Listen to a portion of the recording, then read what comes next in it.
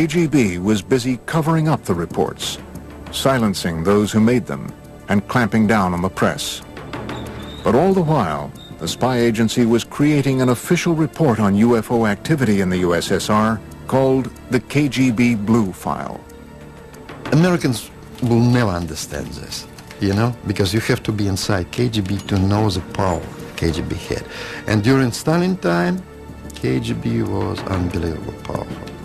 Written and researched over the 20-year span between the mid-60s and the mid-80s, the KGB Blue File was one of the most extensive official explorations of UFOs ever commissioned by any governmental agency anywhere.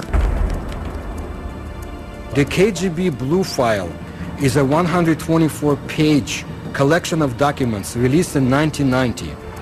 I believe this is not everything the KGB has had in their hands, and I'm not the only one.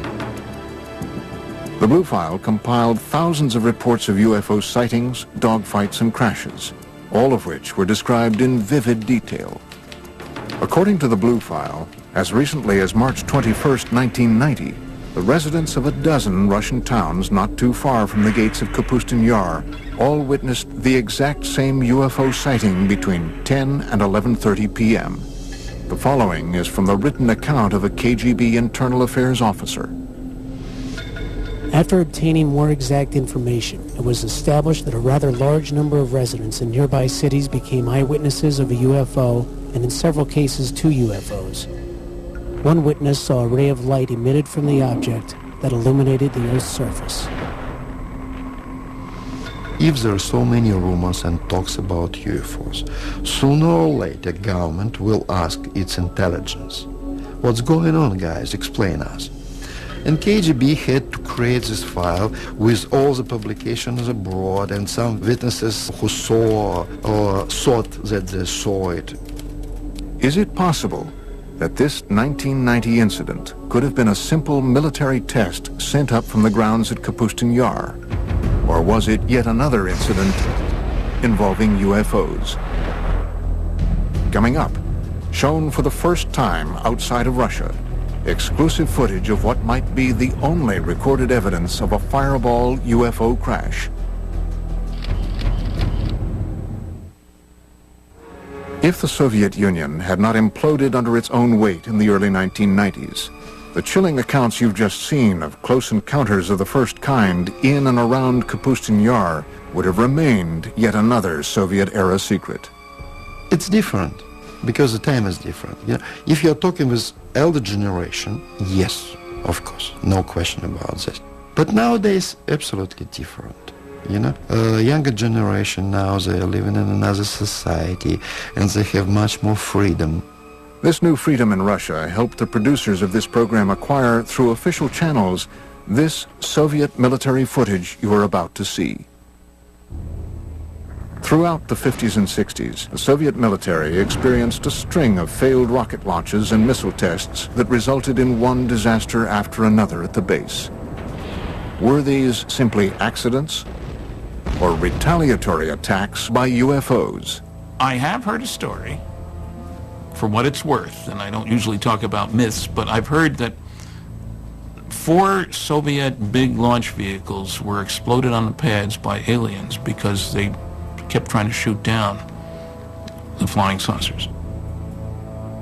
Hidden from view for 45 years, a Soviet military cameraman captured the after effects of what appear to be 2 fireball-shaped UFOs that reportedly crashed early on June 3, 1960.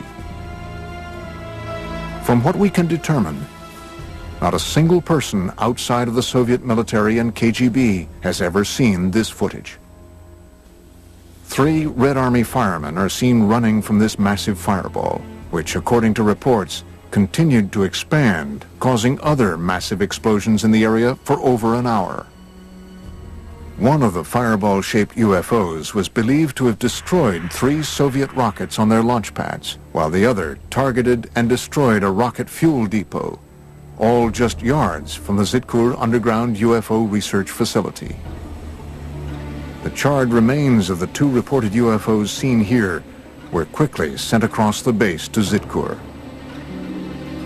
Try and imagine Earth as an undeveloped colony. And just like the United States and the Soviet Union fought wars over other areas, political wars over other areas, imagine the aliens want our resources. And they're fighting over Earth the same way the U.S. and the Soviet Union had conflicts over other areas after World War II. How could all of these shocking events have been held back from the public for so many years?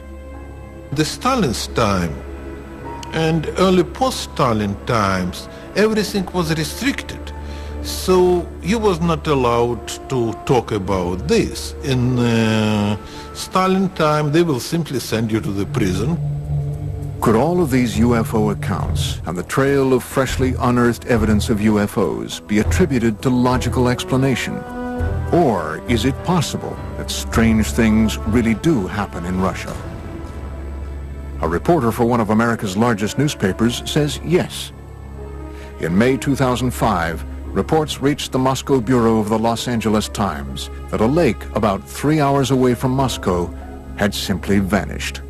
We went up there because we heard that it had just disappeared, and I said, you know, I'm not going after this story. A lake does not just disappear. Kim Murphy visited the site a few days later. Her account was published on the front page of the newspaper on May 27, 2005. We got up there and just found this huge hole in the ground. The only eyewitness, as far as we know, who actually saw what happened, described going down to the lake where he says there's this swirling of water that looks like water going down a toilet bowl, just, you know, in a raging circle, just tumultuous. And it's going and it's going and it's going, and pretty soon it's gone. From disappearing lakes to fireballs seen in the sky to reported attacks by cigar-shaped UFOs, Russia continues to be a land of incredible mystery. And as top-secret work continues to this day at Kapustin Yar and Zitkur, the base remains a potent lightning rod for UFO activity. According to one researcher, Kapustin Yar was the site of a crash in 1989, and even more recently, the debris of a 1997 crash in Poland was taken to Kapustin Yar for analysis. Recent political moves by Russian President Vladimir Putin have caused some in the West to accuse his government of closing the Iron Curtain once again on today's vibrant Russia. On a day-to-day basis, people are convinced and worried that Putin's Russia is a much more authoritarian Russia than was Yeltsin's Russia. They do know that UFO information is not available from Russia as easily as it had been before.